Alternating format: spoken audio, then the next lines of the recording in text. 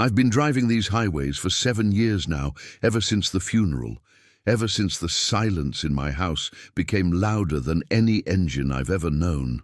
The road took me in when nothing else could, wrapped me in the rhythm of yellow lines and the hum of 18 wheels against asphalt. Out here in Oregon's ancient forests, you learn to find comfort in the solitude, in the cathedral darkness of trees that were old when this country was young.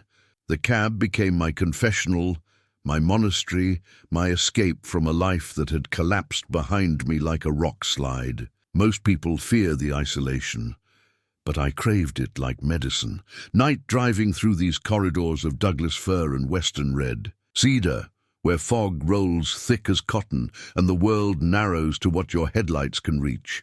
There's a hypnotic quality to it, the way hours dissolve into the mechanical breathing of the engine, the way your mind drifts into places it wouldn't dare go in daylight. I thought I was running from my grief, but maybe I was running towards something else entirely. The endless highways became my meditation, each route a prayer I didn't know I was speaking. Mountains rose like sleeping giants in my mirrors, and the forests pressed close with their secrets and shadows. I told myself I'd found peace in this nomadic existence, that the loneliness was a choice I'd made with open eyes. But some part of me, buried deep beneath the loss, was listening for something I couldn't name. The road has a way of leading you exactly where you need to go, even when you don't know you're searching. My grandfather used to sit me on the porch of his cabin when I was small, whittling pine figures, while he told stories about the old-growth forests that stretched beyond our understanding. He spoke of them as sacred ground, protected by something that walked between the trees on two legs, but was not human, something that remembered when these lands belonged only to silence and shadow. I'd laugh at his tales, chalking them up to folklore passed down through generations like worn quilts. Beautiful, but impractical in the modern world. But he'd always grow quiet then, his knife pausing mid-stroke, and say that disbelief was the only protection some truths offered us. He called them the guardians, never by the name everyone else used, said that respect required its own vocabulary. They moved through the deepest wilderness like smoke through screens, he told me, appearing only when the boundary between their world and ours grew thin, or when someone ventured too far into places meant to remain untouched. His eyes would go distant when he spoke of them, as if seeing through decades to some moment he'd never fully shared. I thought they were just stories, until that night on Route 26, when everything I believed about the world cracked open like an egg.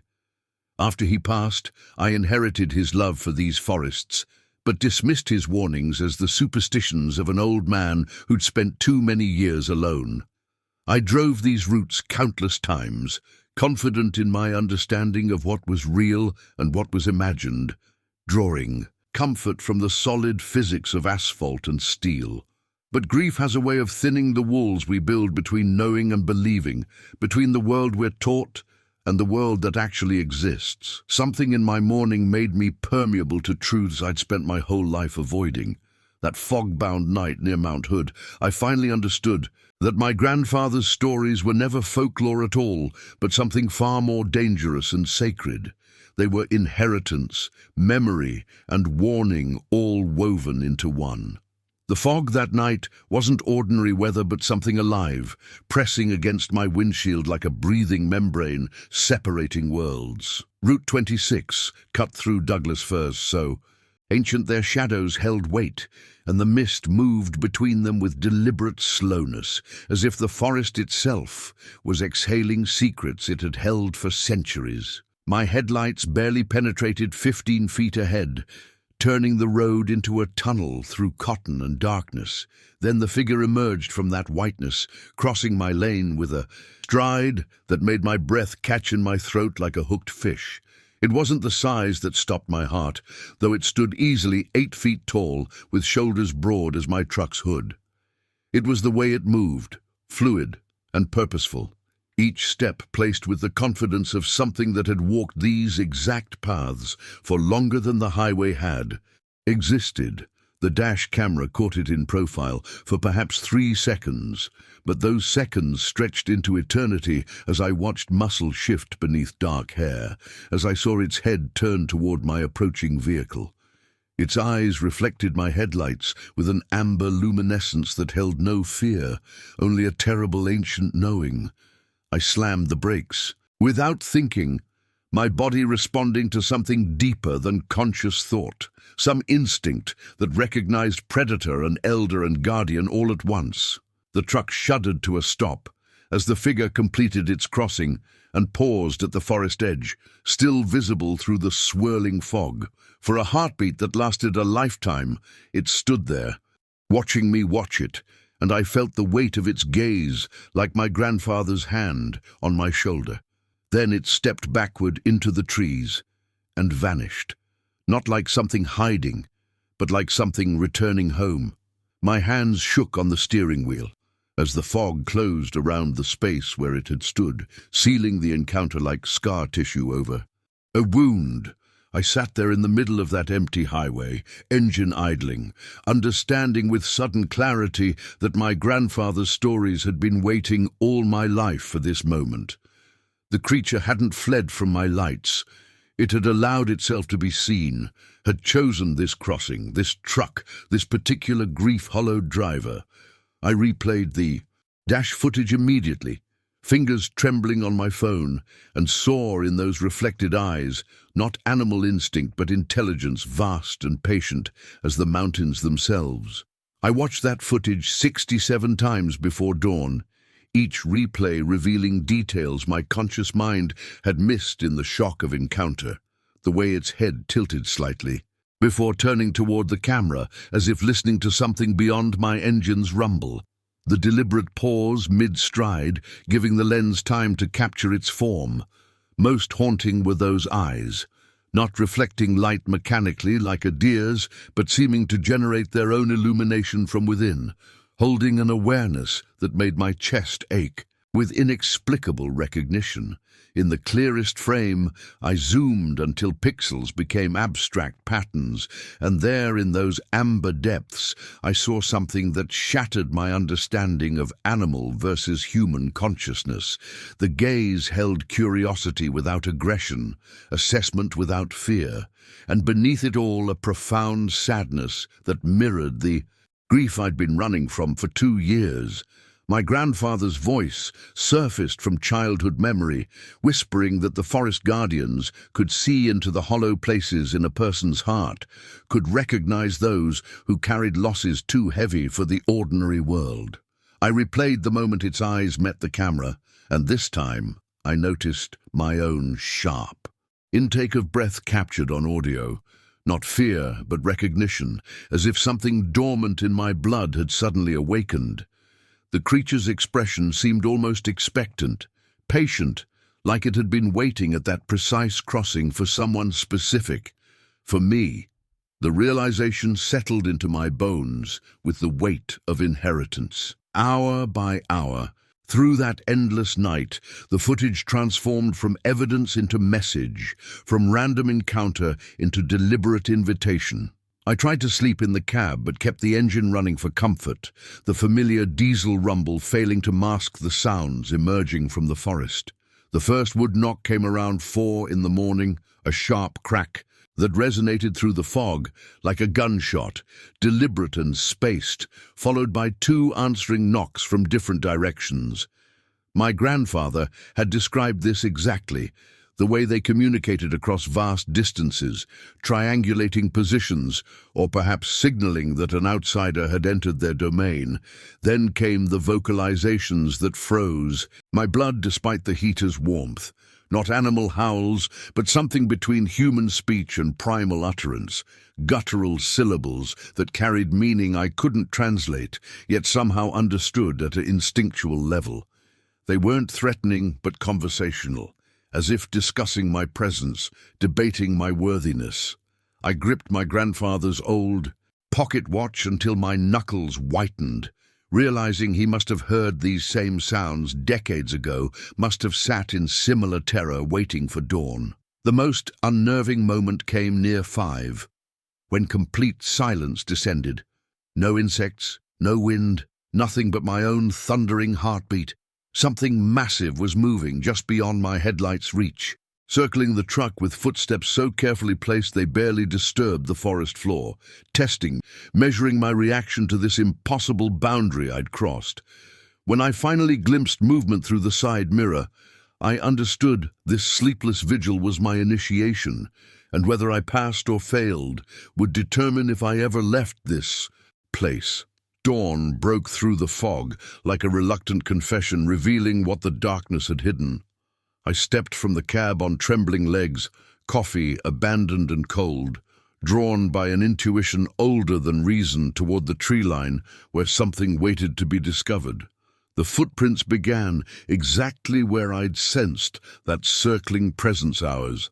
Before, each impression sunk 8 inches deep into soft earth, showing a stride length no human could achieve. But it was their placement that stole my breath, forming a deliberate arc around my truck at precisely 20 feet distance, never closer, as if respecting some invisible boundary. I photographed them with shaking hands, measuring one. Print at 18 inches long, with defined toe impressions that flexed and gripped like a creature born to this terrain. The depth and spacing suggested something weighing perhaps 800 pounds, moving with calculated silence, contradicting every assumption about size and stealth. Near the largest print, I found coarse hair snagged on bark, dark reddish-brown, and unlike any bear or elk I'd encountered in 20 years of wilderness delivery routes. I sealed it in a plastic bag with the reverence of handling sacred evidence. Then I saw the structure, 3 massive branches, each thick as my forearm, broken at identical heights and woven together against a cedar trunk facing my truck. The breaks were fresh, exposing pale wood that hadn't yet darkened, and their arrangement formed an unmistakable pattern my grandfather had sketched in margins of field guides. Not random, not natural, a territorial marker or perhaps a message written in a language of wood and intention. I stood before that crude architecture, understanding that last night's circling hadn't been predatory but evaluative, and this dawn gift wasn't threat but acknowledgement. I'd been measured, tested, and somehow deemed worthy of witnessing what most would never believe existed. The cabin stood exactly where memory and overgrown logging roads promised, my grandfather's sanctuary rotting back into forest soil. Like a secret the wilderness was slowly reclaiming. I hadn't visited since his funeral 3 years ago, couldn't bear facing the silence he'd left behind. But now that silence felt like an invitation I'd been too deaf to hear. The door hung crooked on rusted hinges, opening to reveal an interior thick with abandonment, yet strangely undisturbed, as if the forest itself had been standing guard. Dust covered everything except one corner where leather journals sat stacked on a table, positioned as though waiting for the right hands to find them. His handwriting trembled across pages dated back to 1974, describing an encounter on these same slopes that mirrored mine with unsettling precision. The fog, the crossing, the eyes that looked through rather than at him. But subsequent entries revealed decades of intentional communion, monthly visits to a specific clearing where he'd leave apples, smoked fish, and hand-carved tokens at the base of an ancient cedar. He documented responses, arranged stones, woven grass bundles, once a deer antler, placed deliberately atop his offerings like reciprocal gift-giving between species. The final entry, written weeks before his stroke, simply read, "When I'm gone, someone must continue the watching." My chest tightened with the weight of inherited purpose I'd never known existed, understanding now why he'd brought me to these forests as a child, telling those stories with such insistence. He hadn't been sharing folklore, but preparing succession, planting seeds of belief that would germinate only when I was ready to receive this impossible responsibility. The journals felt alive in my hands, transforming my grandfather from the man I'd mourned into a bridge between worlds I was only beginning to comprehend. I found his offering site a quarter-mile from the cabin, the ancient cedar unmistakable with its split trunk forming a natural altar. Fresh footprints circled the space, and at the tree's base lay an arrangement of white stones forming a pattern. Was it grief, recognition, or summons written in the forest's oldest language? I knelt before those white stones, my grandfather's journals pressed against my chest like a talisman, and understood with terrible clarity that grief hadn't driven me to these roads by accident. Every highway I'd chosen, every route through ancient timber, had been an unconscious pilgrimage toward this exact clearing, this inheritance I'd been running toward while believing I was running away. The forest had been whispering in frequencies below my conscious hearing, pulling me home through instinct, coded into blood and memory. My solitude hadn't been escape, but preparation, stripping away everything until only this remained. The wind shifted through the cedar's split trunk, carrying that same musky scent from the night of my encounter, and I realized I wasn't alone in this moment of recognition. Somewhere beyond the tree line, something ancient was watching my decision crystallize, waiting to see if I would accept what my grandfather had protected for decades. The weight of it crushed and elevated me simultaneously. I could walk away, return to my anonymous highways, pretend that footage and these journals were fever dreams of isolation, or I could stay, become what he'd been, a keeper of boundaries between worlds that were never meant to fully separate. My hand trembled as I placed my truck keys beside the stone arrangement, a spontaneous offering that felt both terrifying and inevitable. The gesture wasn't surrender, but acknowledgement, a promise whispered to forest shadows that I would honor what he'd begun. In that threshold moment, I stopped being a man haunted by loss and became something older, a witness, a guardian, a continuation. The stones seemed to glow in the dawn light, and I swear the forest exhaled. The dashcam footage glowed on my laptop screen one final time, that majestic silhouette frozen mid-stride between darkness and revelation. My finger hovered over the delete button for what felt like hours, weighing the hunger for validation against the sacred responsibility now burning in my chest. I thought of all the exploiters who would descend on these forests, the chaos that would shatter decades of careful protection my grandfather had maintained. The choice wasn't really mine to make. It had been made the moment I knelt before those stones and understood what inheritance truly means. I pressed delete and watched the footage disappear pixel by pixel, feeling simultaneously like a fool and a prophet. No proof remained except the memory seared into my consciousness and the journals hidden beneath my truck's floorboards. The world would continue dismissing these forests as empty wilderness, and I would let them, because some truths gain power through concealment rather than exposure. My grandfather had understood this wisdom, choosing silence as his greatest act of reverence. The next morning I dismantled my online presence, erasing the trucker persona who'd been documenting endless highways for anonymous followers. That version of me had died in the fog bank near Mount Hood, replaced by someone who understood that the most important journeys leave no digital trace. I would still drive these routes, still walk these ancient paths, but now as guardian rather than ghost. The forest had given me purpose disguised as mystery, healing disguised as responsibility, and I accepted both with gratitude that felt like prayer. The highways have become my monastery now, each mile a meditation on the thin places where worlds brush against each other. I drive Route 26 every full moon, watching the tree line with eyes that have learned to see what others dismiss as shadow and fog. Sometimes I leave offerings at the forest edge like my grandfather did. Simple gestures of respect that require no witness except the wind. The loneliness that once consumed me has transformed into solitude rich with purpose, and I finally understand why he returned to these woods even as age bent his spine. Other truckers still wave as we pass in the night, unaware that some of us carry different cargo than what's listed on manifests. I've started recognizing them, the ones whose eyes linger too long on certain stretches of forest whose routes seem guided by something deeper than GPS coordinates. We never speak of it at truck stops, but there's a knowing nod, a brief acknowledgement that we're part of an invisible network protecting mysteries older than the roads we travel.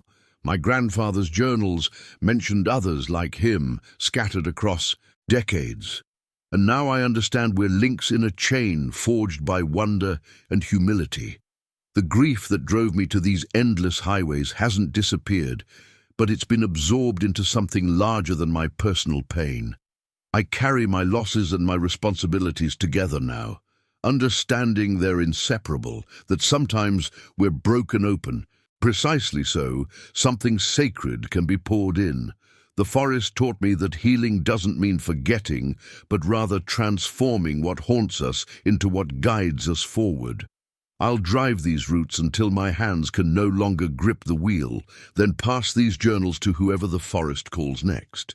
Some legacies are written in footprints that fade with morning dew, in stories told only to those ready to believe, in the sacred duty of keeping watch over what must never be found. The wilderness holds its ancient witnesses, and I am grateful beyond words to have become one of them, forever changed by what walks between the trees. What would you do if you inherited a secret meant to stay hidden? Subscribe to witness more mysteries that blur the line between legend and truth.